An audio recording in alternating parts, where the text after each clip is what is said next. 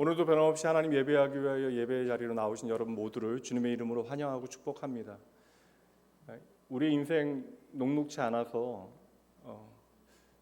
하나님의 자녀로 이 세상 살아가지만 많은 순간 수고하고 무거운 짐진 자들로 버겁게 살아가는데, 오늘 성가대 찬양 들으면서 제 귀에 계속 들어왔던 표현이 주님 여기 계시기에 라고 하는 표현이었거든요.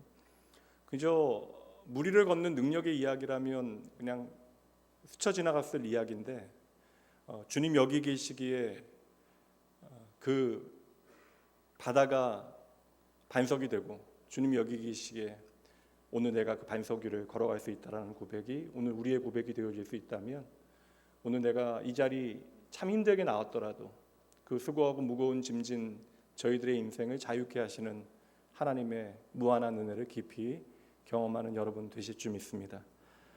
오늘도 우리가 예배할 수 있어서 얼마나 참 감사한 일인지 마음속 깊이 되새기시면서 여러분들이 오늘 하셔야 되는 일은 하나님의 말씀 앞에 겸손한 마음으로 나아가시는 거예요. 오늘 이 시간에는 회복 하나님의 손길 20번째 시간, 요셉 힘들지만 의로운 선택으로 인해라고 하는 제목으로 하나님의 말씀 함께 나누도록 합니다. 본문 말씀 이제 보도록 할게요. 마태복음 1장 18절로 21절까지 말씀입니다. 예수 그리스도의 나심은 이러하니라. 그의 어머니 마리아가 요셉과 약혼하고 동거하기 전에 성령으로 잉태된 것이 나타났더니 그의 남편 요셉은 의로운 사람이라 그를 드러내지 아니하고 가만히 끊고자 하여 이 일을 생각할 때에 주의 사자가 현몽하여 이르되 다윗의 자손 요셉아 내 아내 마리아 데려오기를 무서워하지 말라. 그에게 잉태된 자는 성령으로 된 것이라. 아들을 낳으리니 이름을 예수라 하라. 이는 그가 자기 백성을 그들의 죄에서 구원할 자이심이라 하니라. 아멘. 이제 교회 오시는 길이 너무나 아름답죠. 이제 가을 내음이 깊어졌습니다. 금년 여름 얼마나 끈질겼고 얼마나 우리를 힘들게 했는지 모릅니다.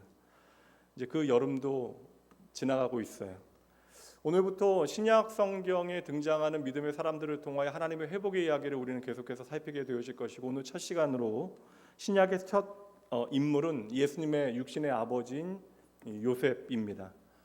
오늘 우리가 읽었던 본문은 여러분 보통 성탄절에 우리가 자주 듣고 접하였던, 그리고 극으로 보았던 스토리죠.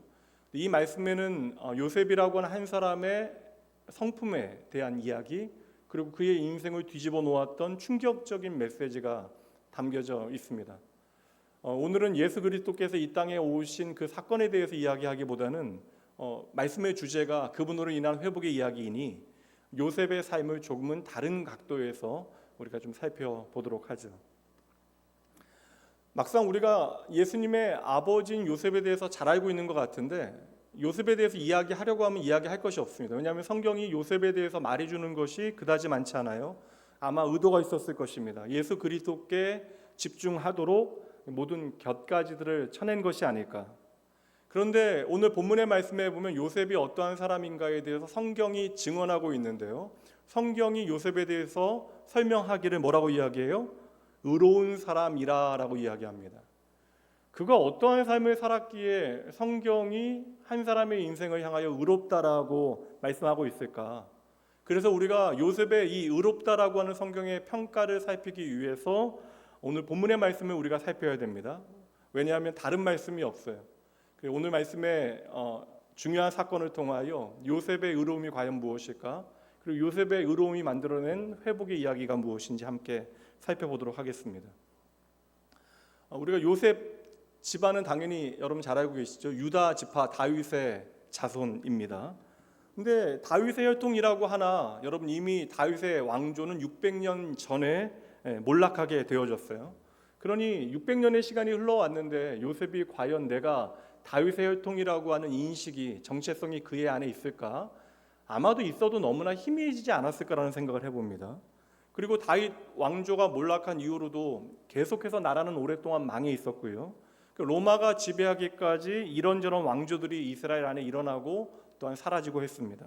그나마 유명한 왕조가 마카비 왕조와 하스몬 왕조가 있어요. 그럼 이렇게 오랜 세월이 지나오면서 수많은 이제 격동의 시간을 지나왔는데 뭐 옛날 다윗의 왕조, 내가 다윗의 혈통이라고 하는 것이 과연 요셉의 삶에 어떠한 의미가 있겠습니까? 혹 여러분들이 누군가를 만나서 이제 처음 대화를 나누면서 이야기를 하고 있는데 갑자기 내가 고려 무슨 왕의 몇 대 손이라고 이야기한다면 저 사람 뭔가 이상한 사람 아니냐라고 여러분 생각하시게 되겠죠. 그러니까 대부분의 사람들이 다윗 왕조 때에 대하여 그리워해요. 그때의 영광을 우리가 다시 한번 누리면 좋겠다라고 막연히 생각하고는 있지만 대개 몰락한 왕조들이 그러하듯이 요셉의 집안은 상당히 가난했던 것으로 보여집니다. 물론 성경이 요셉이 가난했다라고 하는 말을 직접적으로 하지는 않지만 우리가 말씀의 어떠한 맥락 가운데 언뜻 보게 되어지는 장면들이 있습니다. 어떤 분들은 요셉의 직업 아세요, 여러분?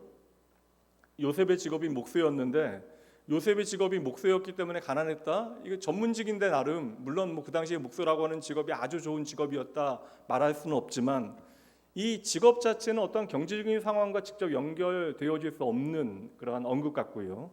어떤 특정한 상황들이 나오는데 이제 베들레헴으로 호적을 위하여 왕의 명령에 따라 호적을 하러 갈 때 만삭이 되어진 마리아가 아이를 낳게 되어지는 그 순간에 이제 남편이었던 요셉은 방을 구하지 못해요.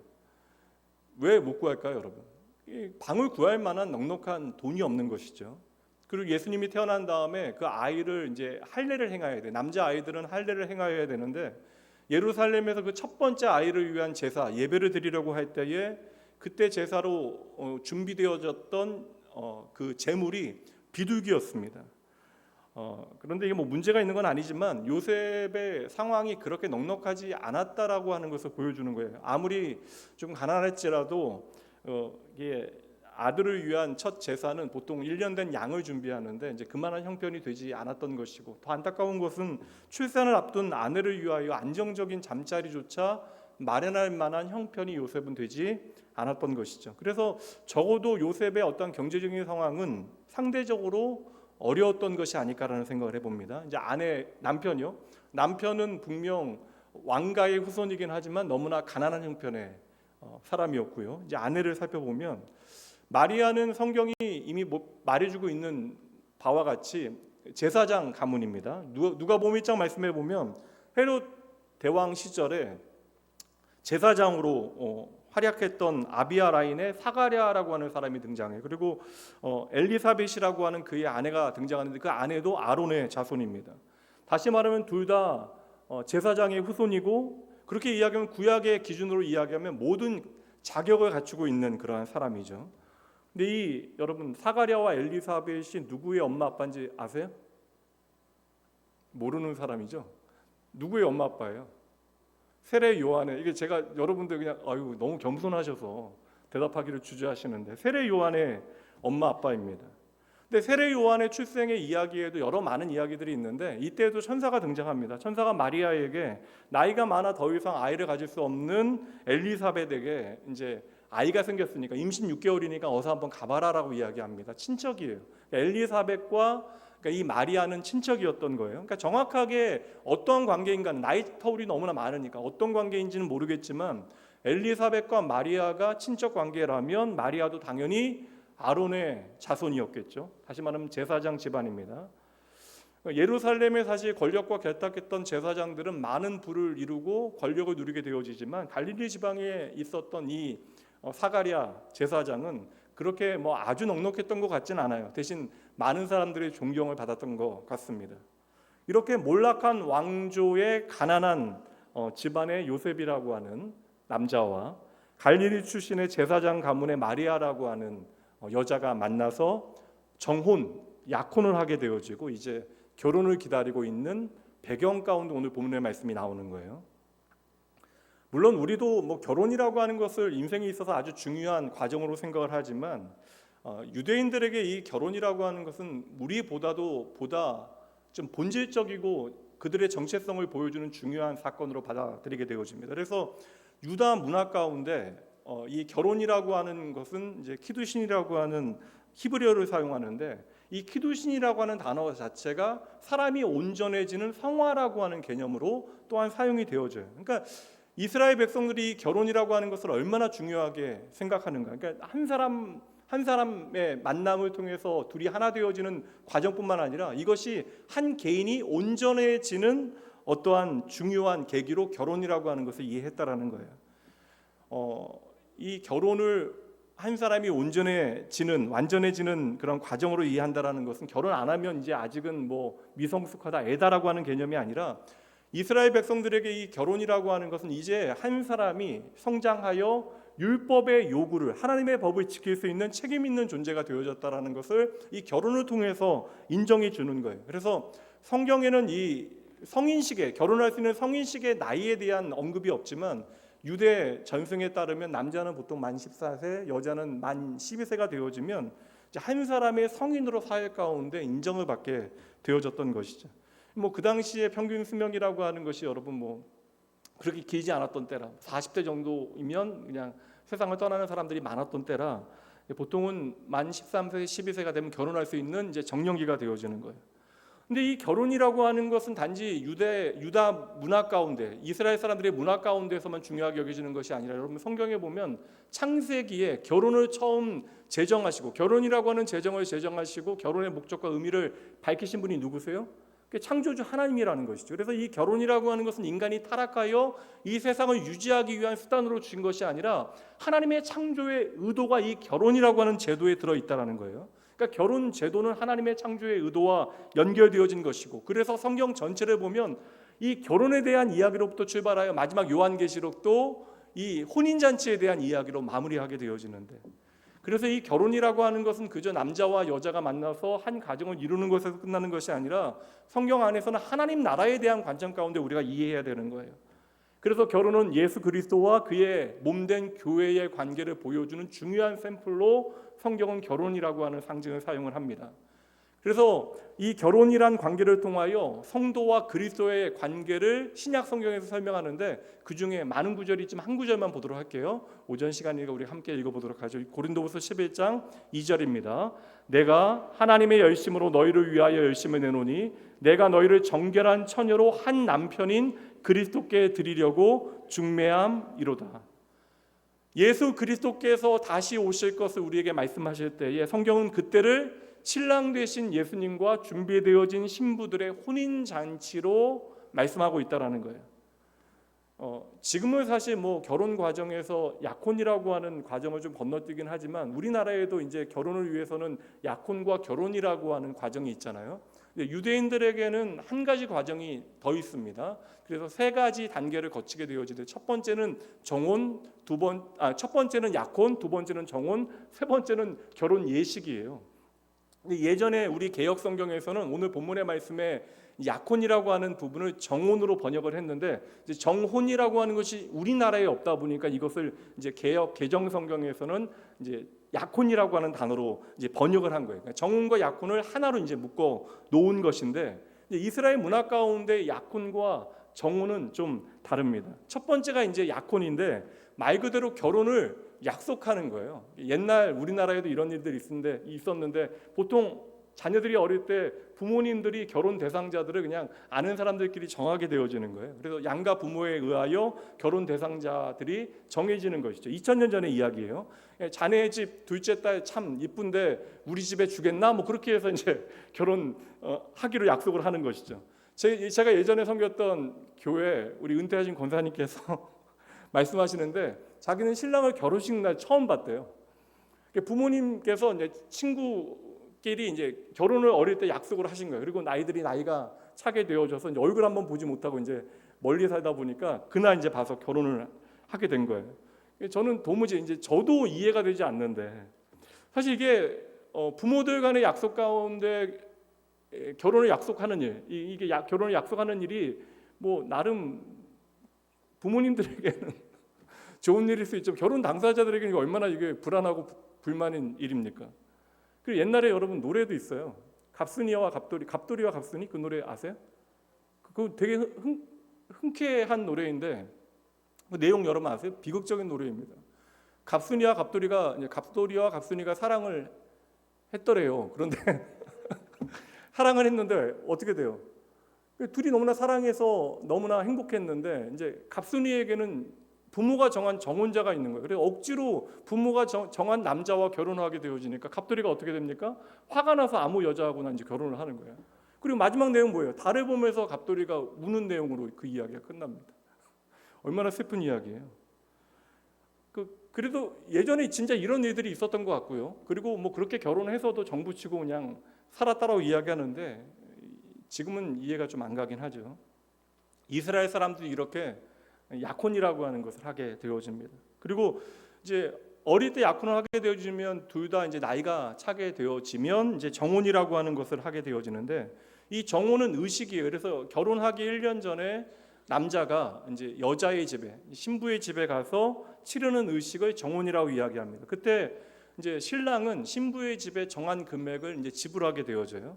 지금도 중동 지역에는 마흐라고 하는 이제 남자가 여자 집에 치르는 결혼 지참금이라고 하는 게 존재하는데, 이제 이 정혼이라고 하는 것이 끝나게 되어지면 이제 신부는 신랑의 아내로 간주되어지는 거예요. 현대의 결혼 지참금이라고 하는 것은 좀 사실 그 부모의 이렇게 신부의 집에 돈을 지불하는 그런 개념이라 조금 오해가 될 수 있는 부분들이 분명히 있긴 합니다. 문화마다 좀 차이가 있긴 하지만, 그런데 이 돈을 지불한다라고 하는 개념은요, 단지 몸값을 지불하는 개념이 아니라 이제 성경 안에서는 이게 책임의 소재가 바뀌는 것이 더 중요합니다. 다시 말하면 이 여인에 대한 책임의 소재가 아버지에게 있는 것이 아니라, 친정 아버지에게 있는 것이 아니라 이제 신랑이 되어지는 남편에게 있게 되어진다. 그래서 정혼을 하게 되어지면 그 여자를 누가 책임져야 돼요? 이제 결혼하게 되어진 신랑이 그녀에 대한 모든 책임을 또한 의무로 다해야 하는 것입니다. 그래서 이게 정혼을 하게 되면 여러분 공식적으로는 법적인 그런 부부 관계가 되어지는 거예요. 그래서 그 다음 이제 1년의 시간이 지나게 되어진 마지막 모든 사람들과 함께 결혼식을 행하게 되어지는데, 혼인 예식도 신부의 집에서 일주일 동안 치르게 되어지는 잔치입니다. 그때는 많은 사람들을 초청해서 이제 우리가 이제 부부가 되어졌습니다라고 하는 것을 보여주는 어떠한 의식, 세러머니가 되어지는 것이죠. 그러니까 오늘 본문의 말씀에 요셉과 마리아 사이에 벌어지는 이 사건은요, 엄청난 사건인데, 말씀은 짧지만 이 사건은 한 사람의 운명을 바꿔놓는 엄청난 사건인데, 이 사건은 바로 이 정혼을 하고 나서 결혼을 하기까지 1년 사이에 벌어지고 있는 그러한 일이에요. 그래서 성경은 우리가 이해할 수 있도록 약혼이라고 하는 단어를 사용하고 있지만, 표기하고 있지만, 유대 문화 가운데서는 이것을 이제 정혼으로 이해하는 거예요. 이제 성경 조금만 뒤에 보면요, 이들이 베들레헴으로 왕의 명령에 따라 호적을 하러 떠나게 되어집니다. 그때 이제 마리아는 배가 불러 있죠. 그러니까 다시 말하면 결혼식 전에 정혼한 두 사람이 호적을 위하여 함께 베들레헴으로 가는 거예요. 그러니까 정혼을 한 마리아에 대한 책임을 누가 지는 거예요? 이제 요셉이 져야 하는 것입니다. 정혼을 하였기 때문에 그 둘은 이제 법적인 부부 관계가 되어진 것이죠.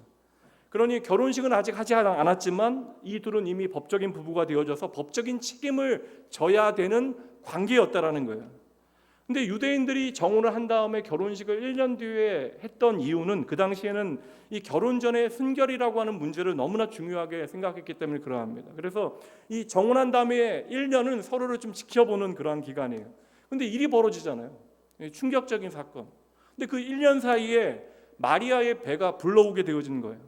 그럼 요셉의 입장에서 생각해보면 여러분, 이거 엄청난 말도 안 되는 사건이 벌어진 거예요. 그럼 당연히 이제 파혼을 해야 되는데, 문제는 이미 정혼을 하여서 법적인 부부관계가 되어졌기 때문에 이 둘의 문제는 그냥 우리가 우리나라는 약혼을 하면 그냥 결혼하지 않겠다라고 결정하면 그냥 파혼을 통보하고 끝내면 되는 건데, 이제 유대 문화에서는 이 문제는 정혼을 하게 되어진 법적인 문제가 되어지는. 그래서 이제 레위기에 나오는 이혼 법에 따라서 이제 절차를 밟아야 둘이 헤어질 수 있는 것입니다. 그래서 이혼 소송을 하기 위해서 우선 제사장이 필요하고요.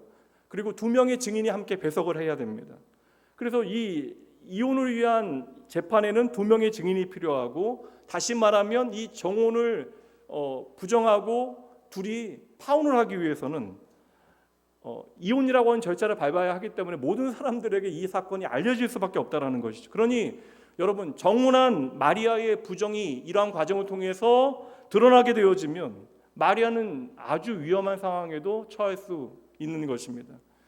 여러분, 이게 사실 근대가 되어져서도 이게 명예살인이라고 하는 것이 존재했으니 2000년 전에 여러분 이 사건이 얼마나 엄청난 사건이겠어요. 레위기 20장 말씀에 보면요, 10절입니다. 누구든지 남의 아내와 간음하는 자 곧 그의 이웃의 아내와 간음하는 자는 그 간부와 음부를 반드시 죽일지니라. 이 사건은 여러분 오늘날도 충격적인 사건이지만 우리가 쉽게 넘길 수 있는 사건이 아니라는 것이, 그러니 성경은 너무나 짧게 기록되고 있지만 우리가 요셉의 삶을 살필 때에 이 사건은 반드시 우리가 좀 주목해야 되는 사건이고 참으로 어마어마한 사건이 되어지는 것이죠. 우리는 사건의 전말을 알고 있잖아요. 여러분 알고 계시죠? 이 모든 이야기의 전후에 벌어지고 있는 이야기의 흐름을 우리는 다 알고 있습니다. 그렇게 생각할 때 여러분, 이 두 가련한 어린 소년 소녀가, 이 젊은이들이 얼마나 여러분 불쌍합니까? 천사가 마리아에게 전한 소식이요, 어떠한 거예요? 유앙겔리온, 죄악 가운데 신음하였던, 절망 가운데 답이 없었던 온 인류에게 그들을 구원할 수 있는 생명을 주시는 하나님의 엄청난 큰 기쁨의 좋은 소식이지만, 과연 여러분 생각해 보세요. 소녀 마리아에게 이 상황 가운데 이 말씀이 과연 큰 기쁨의 좋은 소식이 되어질 수 있을까? 내가 한 남자와 결혼하기 위하여 정혼의 과정을 지금 지나가고 있는데, 결혼을 준비하였던 마리아에게 천사가 전해준 그 소식, 네가 아이를 낳게 되어질 것이다, 남자를 모르고 아이를 낳게 되어질 것이다, 이건 마른 하늘의 날벼락과 같은 엄청난 소리였을 거예요. 그럼 마리아는 얼마나 두렵고 얼마나 무서웠을까요? 이 사건 때문에 마리아가 생명을 잃을 수도 있고, 그리고 마리아의 집안은 말 그대로 쑥대밭이 되어질 수 있는 사건이 벌어지고 있는 것입니다. 근데 여러분 잘 보세요. 이 사건을 그냥 하나님께서 초자연적인 어떠한 방법을 통해 해결하시는 것이 아니라, 이 문제를 해결하기 위해서 하나님께서는 한 사람을 해결자로 부르시는데, 예상치 못한 사람이 갑자기 해결자로 등장하는 거예요. 누굽니까? 그 사람이 바로 요셉입니다. 하나님은 요셉을 통하여 이 문제를, 현실적인 문제를 차근차근 풀어가시는 거예요. 이 말도 안 되는 상황 가운데 요셉은 지금 이 상황이 어떠한 상황인지 전혀 알지 못하고, 저는 이 시간의 순서가 중요한데, 하나님께서 요셉과 마리아를 함께 불러놓고 천사를 통하여 말씀하시면 되잖아요. 그런데 하나님께서 마리아에게만 이 복음에 대한 계시의 말씀을 전하게 하시고, 마리아 두려워할 때에 요셉은 아무것도 모르고 어떠한 선택을 하게 되어져요. 그 다음에 그 선택 다음에 하나님께서는 요셉에게 또한 말씀해 주십니다. 이 과정이 중요하다는 거예요. 이 말도 안 되는 상황 가운데 요셉이 하고 있는 선택과 결정이 무엇인가를 우리가 봐야 하는 것이죠. 말씀드린 대로 아마도 요셉은 한 만 14세, 15세 정도 되지 않았을까. 결혼할 수 있는 나이가 만 13세, 여성은 12세니까. 15세가 되어진 요셉이라고 이야기하면 여러분 단순히 비교할 수는 없지만, 오늘날로 이야기하면 아이 중학생이에요. 여러분 중학생 자녀들 한번 생각해 보세요. 중학교 2학년 정도 되는 남자 아이입니다. 근데 여러분 잘 보세요. 15살이 되어진 요셉이 이 엄청난 일을 경험하면서 이 엄청난 사건을 부모하고도 상의하지 아니합니다. 왜냐하면 부모와 상의하게 되어지면 이 사건은 정말 말 그대로 엄청난 사건이 되는 거예요. 마리아는 큰일 나게 되어지는 것입니다. 그래서 이 15살의 어린 소년이 홀로 내리는 결정을 우리가 봐야 되는데, 이제 다시 한번 19절 말씀 보세요. 그의 남편 요셉은 의로운 사람이라 그를 드러내지 아니하고 가만히 끊고자 하여, 이게 연결되어지는 거예요. 요셉이 의로운 사람이라고 하는 것을 설명하기 위하여 그의 선택이 무엇인가를 연결하여 우리에게 보여주고 있습니다. 요셉이 의로운 사람인데 이 마리아의 사건을 드러내지 않고자 하여 가만히 어떻게 한다고요? 끊으려고 했다라는 거예요. 저는 사실 도무지 이해가 안 갑니다. 아무리 요즘과 시대와 문화가 다르다 한들 15살 꼬맹이가 이러한 상황 가운데 어떻게 이러한 결정을 내릴 수 있을까? 근데 중요한 것은 성경은 이 사건과 연결하여 요셉을 의롭다라고 말씀하고 있잖아요. 그럼 여러분 단순하게 생각해 보세요. 요셉이 왜 이러한 결정을 내릴까? 그러니까 단순히 여러분 누군가에게 선의를 베푸는 것이 아니, 이 사건은 여러분 요셉의 삶을 뒤흔들어 놓을 수 있는 중요한 문제입니다. 요셉이 왜 이러한 선택을 할까요? 마리아가 어려움 당하기를 원하지 않는 거예요. 마리아의 가족이 수치를 당하기를 원치 않았던 것입니다. 정혼한 상태 가운데 나의 정혼자에게 이러한 일이 벌어지고 있는 거예요. 나의 결혼할 예비 신부가 임신을 하게 되어지는 말도 안 되는 사건이 벌어졌습니다. 그런데 요셉은 이 일을 공개적으로 처리하지 않았다라는 거예요. 그래서 이 일에 대하여 15살 남자 아이가 조용히 이것을 드러내지 않고 가만히 끊고자 했대요. 근데 여러분 제가 곰곰이 생각해 보니까 좀 이상하지 않으세요? 이게 가만히 끊는다고 해서 끊어질 수 있는 문제입니까? 가만히 끊는다라고 하는 것이 문법적으로나 표현적으로는 아무 문제가 없습니다. 그런데 이게 상황적으로는 전혀 앞뒤가 맞지 않는 거예요. 정운한 관계는 그냥 가만히 끊을 수 없는 그런 관계입니다. 끊으려면 제사장 앞에 가서 증인을 세워야 됩니다. 이거 끊으려고 하면 당연히 이 모든 일의 전말이, 그러니까 눈에 보이는 표면상의 전말이 드러날 수밖에 없어요. 누가 여러분 성령 하나님을 통하여 천사가 나타나서 남자를 모르는 마리아가 아이를 잉태하게 될 이 말을 누가 믿겠어요? 그러니 이 모든 파혼의 과정 가운데 사람들이 알게 되어질 터인데, 그렇다면 애초에 가만히 끊을 방법은 여러분 아예 없는 것입니다. 그렇다면 여러분 생각해 보세요. 요셉이 드러내지 않고 내가 이것을 가만히 끊고자 하는 그 의도가 무엇이겠습니까? 이것은 여러분 어찌 보면 이율배반적인 표현이에요. 뜨거운 아이스 아메리카노를 시키는 것과 마찬가지입니다. 뜨거운 아이스 아메리카노. 저만 이상해요? 여러분, 그렇다면 가만히 드러내지 않고 이 사건을 해결하기 위해서는 어떻게 해야 돼요? 그냥 마리아를 받아들이는 거예요. 그리고 그 모를 아이를 낳는 겁니다. 그리고 나중에 이혼을 해야죠. 우선은 데려와서 애 낳고 시간 지나서 사람들의 관심이 줄어들게 되어질 때 여러 가지 다른 이유로 이혼을 하는 방법밖에는 가만히 끊을 수 있는 방법이라고 하는 것은 존재하지 않습니다. 예전에 결혼 3일 남겨놓고 약혼한 커플이 파혼한 경우를 본 적이 있는데, 놀라긴 했지만 당사자들도 얼마나 힘들었겠어요. 근데 사실 이게 경제적인, 사실 약혼이라고 하는 과정이 미국에서는 상당히 좀 경제적인 좀 투입이 필요해요. 그러니까 약혼하는데 돈이 좀 많이 듭니다. 근데 이게 경제적인 손실보다 이후로 너무나 마음고생이 심했다라는 이야기를 하더라고요. 여러분, 요셉이 가만히 끊는다라고 하는 것은 이러한 손해까지도 다 감수하기로 마음먹는 거예요. 그럼 여러분, 요셉이 왜 그래야 합니까? 성경이 보여주고 있는 내용들이 너무나 제한적이기 때문에 중요한 단어들을, 키워드들을 우리가 종합해 보면 요셉의 선택은요, 단 한 가지예요. 마리아를 지켜주기 위해서. 마리아가 공개적으로 처벌받기를 원하지 않기 위하여 그가 그러한 선택을 하게 되어지는 것입니다. 그래서 성경은 의롭다라고 하는 단어를 사용하고 있는데, 저는 이 요셉의 의로움에 대하여 한 단어로 바꿔 설명한다면 저는 다른 단어로 긍휼이라고 하는 단어를 사용하고 싶어요. 저는 이 사건 하나만으로도 요셉이 어떠한 사람인가를 우리에게 너무나 잘 보여준다고 생각합니다. 이 선택 때문에 요셉은 하나님 앞에 의롭다, 그러니까 세상 가운데 의롭다라는 것이 아니라 하나님 앞에 의롭다라고 하는 평가를 받게 되어진 것이죠. 성경이 여러분 의롭다라고 하는 단어를 사용할 때 그 의롭다라고 하는 단어는 한 사람의 어떠한 태도나 그의 성격, 그의 기질, 자격에 대한 이야기가 아닙니다. 왜냐하면 의롭다라는 표현은 거룩하다, 흠이 없다, 완전하다라는 뜻이 되어집니다. 거룩하다, 흠이 없다라고 하는 단어는 저와 여러분에 대한 단어가 아니에요. 그래서 노아 시대부터 의롭다라고 하는 단어는 하나님의 은혜를 입은 사람들, 그러니까 하나님의 은혜 가운데 믿음을 갖게 되어진 사람들에게 이 의롭다라고 하는 단어가 사용되고 있는 것이죠. 그러니까 이 의로움은 하나님께로부터 우리에게 주어질 때 가능한 거예요. 하나님의 것입니다. 요셉은 마리아에게 이러한 배려를 할 필요가 없는 거예요. 자신의 인생이 달려 있는 것입니다. 엄청난 손해를 감수해야 돼요. 그럼에도 불구하고 마리아의 허물을, 지금 요셉은 모르잖아요, 아무것도. 그럼에도 불구하고 이 마리아의 허물을 드러내지 아니하고, 죄를 드러내지 아니하고 이 문제를 자기가 책임지고 해결하는 거예요. 나의 정혼자기 때문에 내가 모든 책임을, 의무를 다하려고 하는 것입니다. 왜 이것을 제가 오늘 긍휼이라고 하는 단어를 통해서 설명하고 있을까요? 이게 복음의 가치 아니에요, 여러분? 하나님께서는 예수 그리스도의 십자가를 통하여 저와 여러분의 죄를 드러내지 아니하시고 여러분 가만히 끊어내셨습니다.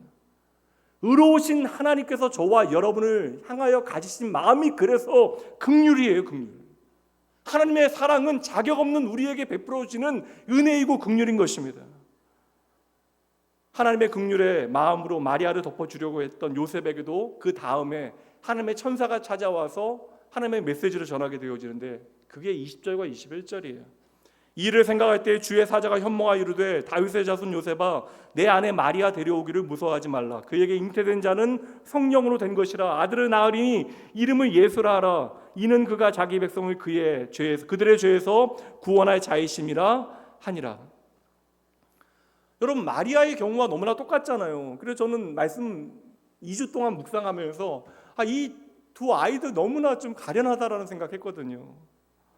저와 여러분들에게는 이 장면은 어떠한 장면이 너무나 감사한 장면이잖아요. 인류의 역사가 바뀌는 장면이잖아요. 보라, 처녀가 잉태하여 아들을 낳을 것이요 그 이름을 임마누엘이라 하리라.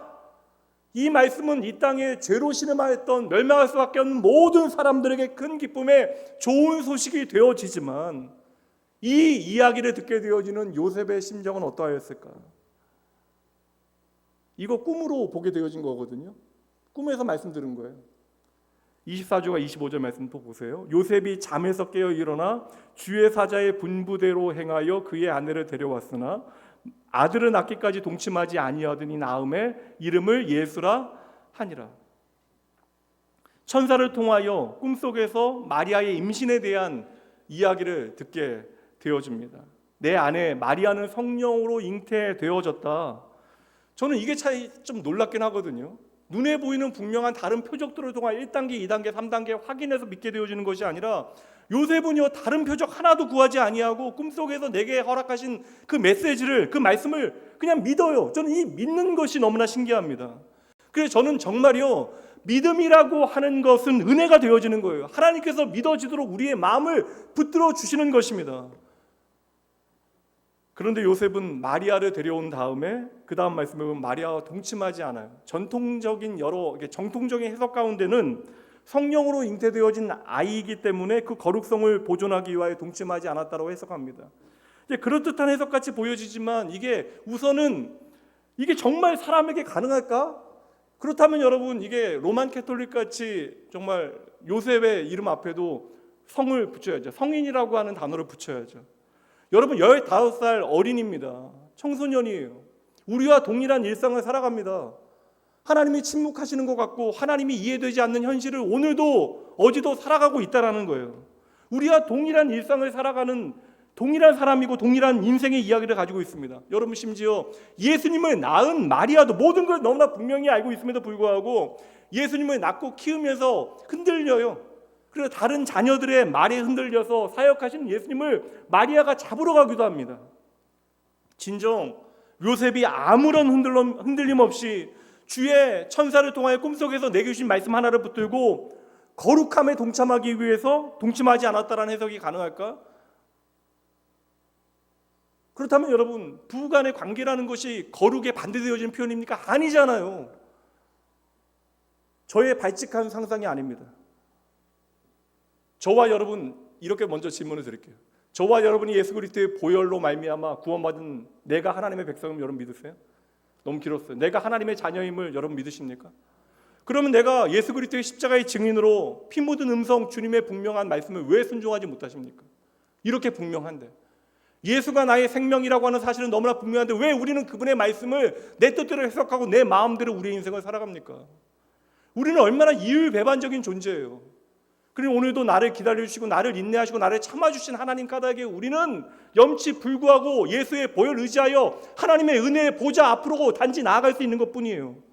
왜 여러분 15살의 요셉의 마음에 혼돈이나 의심이나 불안이 없었겠습니까?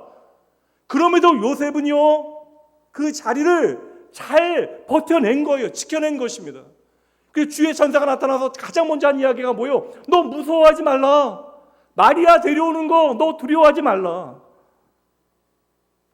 아마도 요셉이 어릴 때부터 너무나 마음고생 많이 해서 세상을 그렇게 금방 떠난 것이 아닐까. 분명한 것은 예수님께서 십자가에 달려 죽으실 때 요셉이 없었기 때문에 어머니 마리아를 다른 사람에게 이제 부탁을 하잖아요. 오늘 말씀은 분명히 우리에게 아주 단순하지만 분명한 메시지를 전하고 있는 거예요. 요셉의 의로움의 증거가 무엇입니까? 요셉의 의로움은 요셉의 선한 선택을 통하여 여러분 증명되어지는 거예요. 정혼한 마리아를 보호하기 위하여 내가 그녀의 선택이 이해되지 않고 그녀가 지금 벌인 일이 지금 요셉의 입장에서는 도무지 내가 받아들일 수 없는 일이지만 내가 정혼하여 그녀에 대한 책임을 져야 되는 정혼자이기 때문에 마리아를 보호하기 위하여 그의 수치를 주지 아니하기 위해서 드러내지 아니하고 가만히 끊고자 했던 요셉에 대한 성경의 평가가 뭐라고요? 의롭다. 여러분, 이 의로움은 하나님의 마음이 흘러가고 있다는 것을 증명하는 말씀이 되어지는 거예요. 하나님의 의로움은 예수 그리스도의 십자가를 통해 우리에게 증명되어지는 것입니다. 여러분 잘 보세요. 요셉이 의롭다라고 평가받는 시점은 24절 말씀에 하나님의 말씀을 듣고 마리아를 데려오는 순간이 아닙니다. 요셉이 의롭다라고 하나님의 인정을 받는 순간은 19절에 이미 내가 모든 상황을 이해하지 못함에도 불구하고 마리아와 그의 사람들을 보호하기 위하여 드러내지 아니하고 가만히 끊고자 하는 그 순간에 요셉을 향하여 성경은 의롭다라고 평가하고 있는 것이죠. 여러분, 이 시점이 너무나 중요한 거예요. 복음서에 보면 예수님께서 정말 의로운 것이 무엇인가를 우리에게 설명하기 위하여 구체적인 이야기 하나를 만들어서 비유로 들려주십니다. 그 이야기가 일명 유명한 선한 사마리아인의 비유입니다.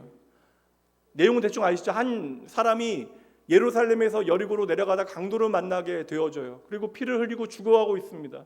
많은 피를 흘리고 있기 때문에 곧 그 사람은 누군가의 도움을 받지 않으면 죽을 수밖에 없어요. 그때에 다행인 것은 사람이 지나가죠. 제사장과 레위 사람이 지나갑니다. 그런데 그들은 죽어가는 그 사람을 향하여 가까이 가지 않아요. 눈으로 봤지만 그냥 다 지나갑니다. 그런데 지나가는 이유가 있어요.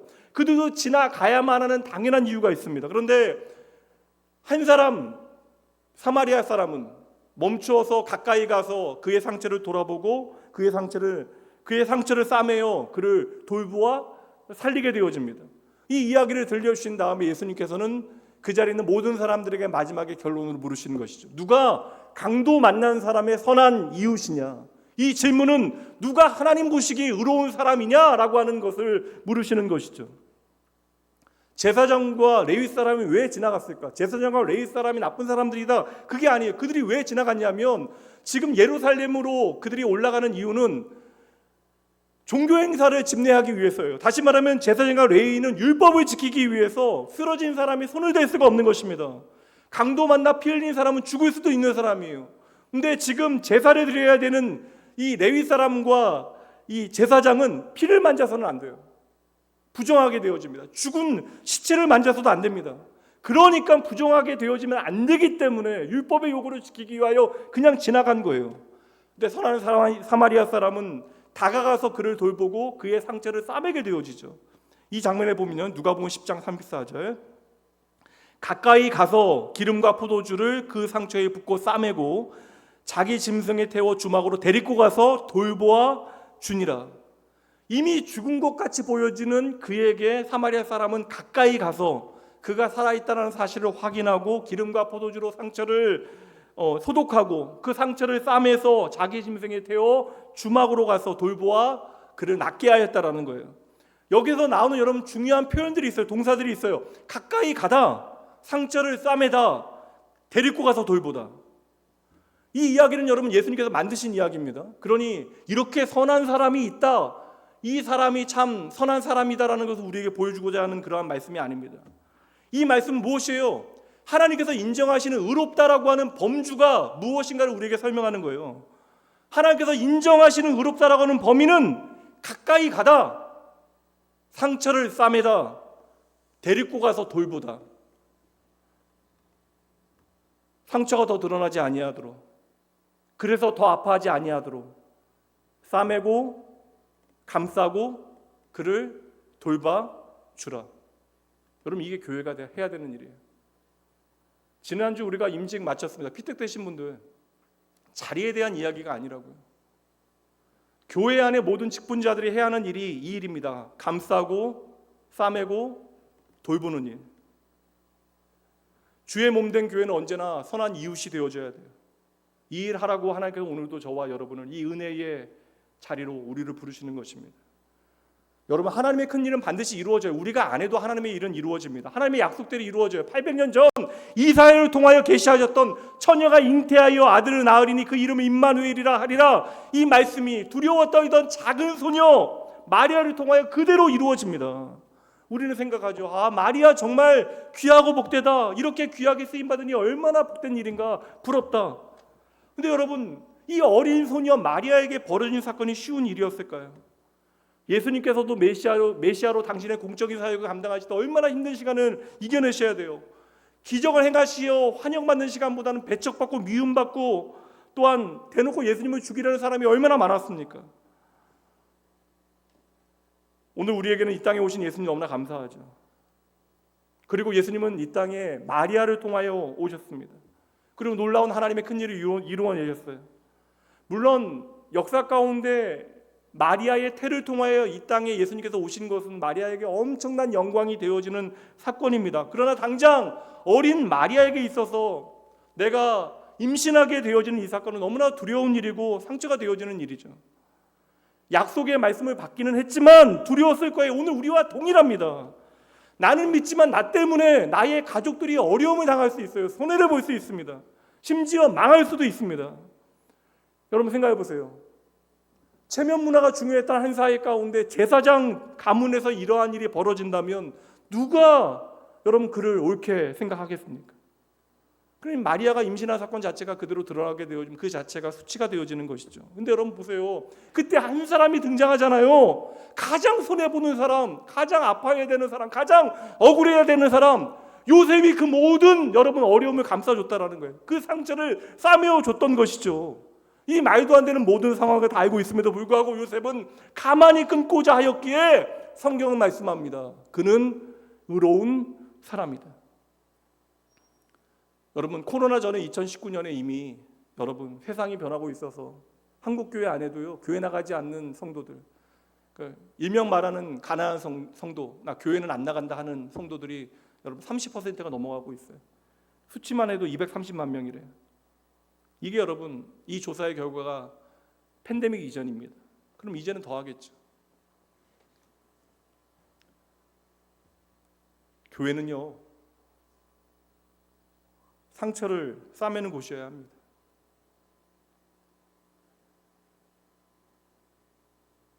내 상처만 말하고 계속 나에 대한 이야기를 하는 곳이 교회가 되어져서는 안 돼요. 도리어 나를 향한 하나님의 긍휼을, 하나님의 은혜를 깨닫고 다른 이에게 가까이 가서 상처를 싸매고 그를 가만히 돌보는 곳이 교회가 되어져야 하는 것이죠.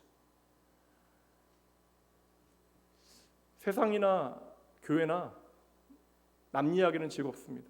며칠 전에 선교사님 방문하셔서 잠실에서 식사 같이 하기로 했는데 제가 좀 일찍 가서 좀 책 보고 설교 준비하면서 기다리고 있는데 옆에 이제 그 회사가 많은 지역이니까 명차 폐용하시고 직원들 몇 명 오셔서 제 옆자리에서 얘기를 하시더라고요. 회사 얘기 잠깐 하다가 그 자리에 없는 한 사람 욕을 하기 시작하는 거예요. 일 너무 못한다고 막 눈치 없다라고. 근데 제가 정도가 너무 심해서 불쾌해서 자리를 중간에 옮겼습니다. 너무나 힘겨웠어요. 그냥 귀로 듣는 것 자체가.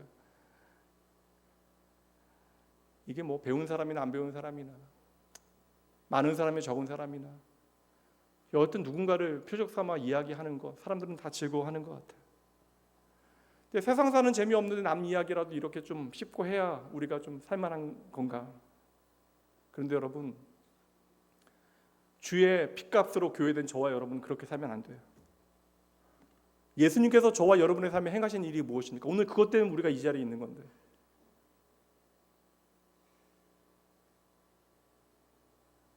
자신의 생명을 걸고 죽어가는 우리의 곁에 다가오시어 모든 상처를 싸매시고 우리를 데리고 우리가 어떠한 모양이건까지 끝까지 우리와 동행하시고 우리를 돌보신 그의 긍휼이 있기에 우리가 오늘 하나님의 의롭다 칭함을 받을 수 있는 하나님의 자녀가 되어진 것입니다. 교회는 여러분 그러한 십자가의 정신과 가치가 살아있는 곳이 교회여야 하는 것이죠. 자기 욕심으로 내 이야기만 내 인생에 가득 채우고 다른 이들에 대한 공감 능력 하나도 없이 나만 옳다라고 늘 이야기하면서 이기적이고 배타적인 모양으로 인생 살아가며 교회 안에 있는 것으로만 만족한다면 그 공간 안에는 생명의 능력이 없습니다. 여러분 거듭남이 무엇이에요? 거듭남은 내가 예수 그리스도의 보혈로 의롭게 되어진 거예요. 그래서 내가 이제는 하나님의 은혜의 보좌 앞으로 내가 담대히 나아갈 수 있다는 것입니다. 그렇다면 그 의로운 오늘 말씀처럼 우리의 삶의 자리, 오늘 여기에서 증명되어져야 하는 것이죠. 얼마나 정죄가 빠르고 쉬운 시대를 우리는 살아가고 있습니까? 미워하기가 너무나 쉬운 시대를 오늘 우리는 살아가고 있어요. 여러분, 요셉을 통하여, 이 말씀을 통하여 의미 있는 반성을 오늘 여러분들이 하셔야 합니다. 죄를 죄가 아니다라고 말하자라는 것이 아니에요. 단 저와 여러분 심판과 정죄를 위하여 이 자리에 있는 것이 아닙니다. 오늘 저와 여러분의 의로움은 무엇이 되어져야 돼요? 요셉의 의로움이 오늘 우리에게 필요한 것이죠. 요셉의 의로움은 바로 하나님의 긍휼을 흘러가게 하는 거예요. 예수 그리스도의 보혈이 거듭난 우리에게 요구하시는 의로움이 바로 이 요셉의 의로움입니다. 마리아의 삶에 가까이 다가가서 그의 상처를 싸매고 그를 돌보아 치유하는 일. 여러분, 가까이 다가가야 그 상처가 보이죠. 그 상처가 아파 보여야 우리가 후벼파는 것이 아니라 그 상처를 치유하는 자리에 있게 되어지죠. 우리가 예수의 십자가를 통하여 배우게 되어진 하나님의 긍휼로 용서하고 공감하고 배려하고 그 상처를 싸매지 아니하면 저와 여러분의 삶, 우리의 가정, 한국교회에 하나님의 회복은 없습니다. 늘상 우리가 믿음의 가정 이야기하지만 2024년 우리의 자녀들, 젊은 세대가 어떻게 믿음을 따라가고 있습니까? 진정 나와 나의 가정, 나의 자녀를 회복하고 소생하기 위하여 저와 여러분들이 어떻게 우리의 인생을 살아가야 하겠습니까?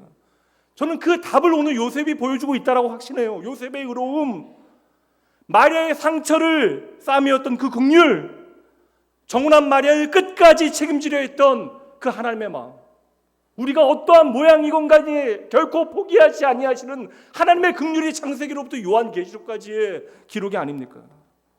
그러니 여러분, 하나님의 의로움은 당신의 거룩으로 우리를 심판하시는 것이 아니라 우리의 모든 죄를 해결하시기 위하여 먼저 그 상처를 싸매시고 당신께서 십자가에 달려 우리의 모든 죄를 책임지셨던 긍휼임을 여러분 잊지 마셔야 돼요.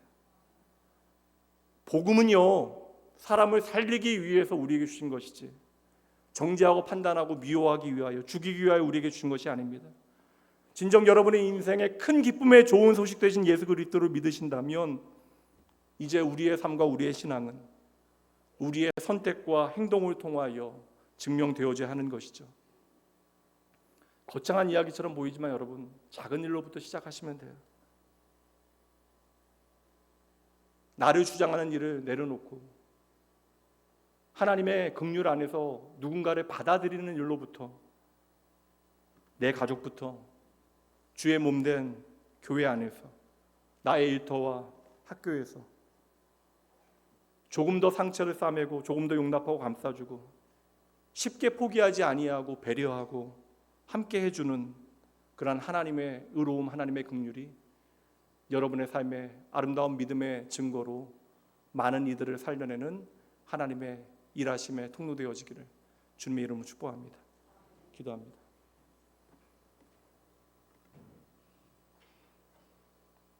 살아계신 하나님, 우리 아버지, 오늘도 말씀으로 주의 마음을 더불어 저희들의 인생을 화끈케 하시니 감사합니다.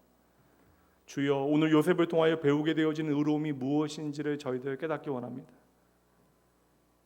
죄는 결코 허용하지 아니하시는 의로우신 거룩하신 하나님께서 그 죄의 책임을 친히 당신께서 감당하셨음을 저희들 잊지 아니하겠습니다. 정혼한 마리아를 끝까지 지키고 책임지기 위하여 가만히 끊고자 하였던 주의 말씀에 끝까지 순종하여 두렵지만 무섭지만 하나님의 긍휼을 드러내는 귀하고 복된 선택을 한 참 멋진 하나님의 사람 어린 요셉을 보니 오늘 저희들 너무나 부족하고 또한 하나님 앞에 부끄럽습니다. 저희들 예수의 보혈로 오늘 이 자리에 있음을 잘 알면서도 다른 이들의 실수와 잘못을 용납하지 못하고 드러내기 좋아했고 언제나 나의 허물과 나의 그릇됨은 눈 감기 좋아했던 연약한 모습을 주님 앞에 고백하오니, 저희의 인색하고 그릇된 모습을 주님 앞에 고백하오니 주여, 성령 하나님을 통하여 저희를 아버지 회개케 하시고 저희에게 믿음의 길을 친히 가르쳐 주시옵소서. 오늘 요셉의 의로움이 마리아와 그 가족을 회복시키고 하나님의 큰 일을 이루어 드린 것처럼 저희들도 저희의 인생의 시간이 지나면 지날수록 의로운 자의 구체적인 모습이 하나님께서 인정하시는 하나님의 긍휼이 저희의 삶에 구체적으로 증거되어질 수 있도록 주여 친히 일하여 주시옵소서. 오늘도 저희의 인생에 찾아오시어 우리의 동행하시며 우리의 삶의 거룩한 믿음의 이야기를 힘써 성령님을 통하여 만들어 가시는 내 인생의 의로움의 기준 되신 예수님 그 이름으로 축복하며 간절히 기도합니다. 아멘. 이 시간 헌금 봉헌합니다. 우리가 몰라서 하나님 앞에 믿음을 살아내지 못하는 것은 분명히 아닌 것 같아요. 내가 얼마나 내 삶을 하나님 앞에 온전히 맡겨드리고자 하는 믿음의 결단이 우리에게 있는가? 내가 진정 얼마만큼 하나님은 나의 생명으로 인정하고 그분을 의지하고 있는가? 예수 그리스도의 보혈을 통하여 오늘 나에게 주신 하나님의 은혜를 내가 얼마나 선명하게 바라보고 있는가? 날마다 우리가 말씀을 통해서 우리 인생을 돌아보지 않으면 우리는 언제나 그릇된 길로 나만을 위하여 살아갈 수 있어요. 오늘 말씀을 통해 나에게 교훈하시는 믿음의 길을 다시 한번 돌아보고 내가 하나님의 소망과 사랑의 증거로 그리하여 사랑으로 진리를 증명하는 믿음의 사람 되어지기를 소망하며 이 시간 잠시 나의 길을 인도하실 예수 그리스도 의지하며 기도하며 나아가도록 합니다. 기도합니다. 세상 평안과 위로 내게 없어도 예수 아버지, 오직 예수 아버지, 저희들을 용서하여 주시옵소서. 하나님 예수 그리스도의 보혈 아버지 의지하며 아버지의 그 긍휼을 아버지 하나님 우리의 삶을 회복하시는 하나님의 놀라운 은혜의 이야기를 아버지의 삶을 살아내게 하시되 하나님 아버지 우리 안에 주님만이 만들어내시는 사랑의 아름다운 열매들이 맺혀갈 수 있도록 하나님 친히 일하여 주시옵소서. 오늘도 이 자리에 하나님 예배하는 참된 주의 명을 기억하시고 이들의 삶에 찾아오시어 하나님 동행하여 주시되 하나님 저희의 인생의 시간이 지나가면 지나갈수록 아버지 하나님과 동행하는 아름다운 구체적인 믿음의 증거들이 저희의 삶에 아버지 가득 채워질 수 있도록 주여 인도하여 주시옵소서. 날마다 주의 말씀과 동행하며 저희의 삶에 겹겹이 쌓여질 하나님의 아버지여 일하심의 증거들을 저희들 바라보기 원하오니 하나님 저희의 삶에 하나님 의로운 하나님의 이야기를 아버지여 시작하시고 아버지 하나님 친히 하나님 주님 아버지여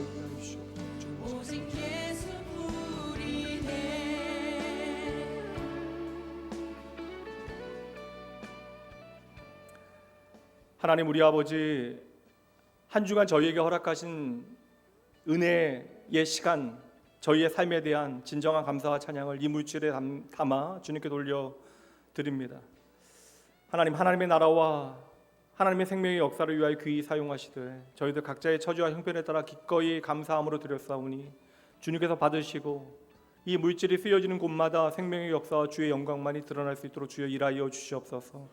주의 몸된 교회에서 아버지의 마음을 저희들 배워 저희의 헌신과 섬김을 통하여 하나님의 나라가 이 땅 가운데 샬롬의 나라로 임할 수 있도록 저희를 일깨워 주시고 주의 마음 날마다 배워가 하나님의 뜻을 정직한 열심으로 저희의 삶의 이야기로 살아내게 하시고 그리하여 저희의 인생의 아버지의 이야기들이 하나님의 기쁨과 자랑되어질 수 있도록 주여 친히 일하여 주시옵소서. 오늘도 말씀을 통하여 우리의 삶을 붙드시고 인도하여 주시는 주님 믿고 저희들 아름다운 믿음의 결단 드리오니 아버지여 친히 저희의 삶을 책임져 주시옵소서. 감사드리며 우리의 생명 되신 예수님 이름으로 축복하며 간절히 기도합니다. 아멘. 다 같이 자리에서 일어나셔서 우리 믿음의 가족과 함께 축복하신 후에 축도하심으로 주일 2부 예배 마치도록 합니다.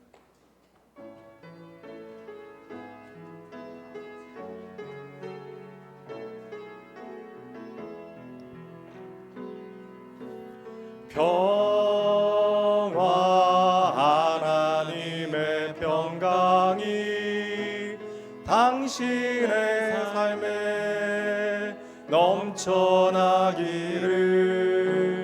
평화 하나님의 평강이 당신의 삶에 가득하기를 축복합니다. 이번 한 주도 하나님께서는 당신의 말씀을 통해서 여러분의 마음과 생각을 지키실 것입니다. 주님과 동행하며 아름다운 믿음의 이야기를 많이 만들어 다음 주 감사함으로 함께 나와 하나님 예배하게 되어지기를 소망합니다. 이제는 우리 주 예수 그리스도의 은혜와 하나님의 사랑하심 성령 하나님의 함께하심이 하나님의 의는 끊어진 모든 관계를 회복시키고 정죄하는 율법을 넘어 자신을 희생케 하여 남을 살리는 놀라운 생명과 회복의 사건을 만들어냄을 말씀을 통하여 기억하고 예수의 보혈로 오늘 우리를 한 가족 되게 하신 하나님의 긍휼로 더 이상 정죄와 판단이 아니라 주의 사랑으로 진리를 살아내기로 다시 한번 다짐하고 또 다짐하는 주의 모든 백성들, 그들의 가정, 자녀, 일터 위에 오늘 하나님의 회복이 절실한 몸과 마음의 연약함으로 하나님의 도우심을 간구하는 모든 주의 자녀들 위해, 그리고 새롭게 낙원교회 임직에 부름받은 피택되어진 일꾼들 위해 언제나 주의 말씀만을 경외하며 주님 앞에 신실하게 살아가기로 다짐하는 당신의 백성들 위해 지금부터 영원까지 함께 있을지어다. 아멘.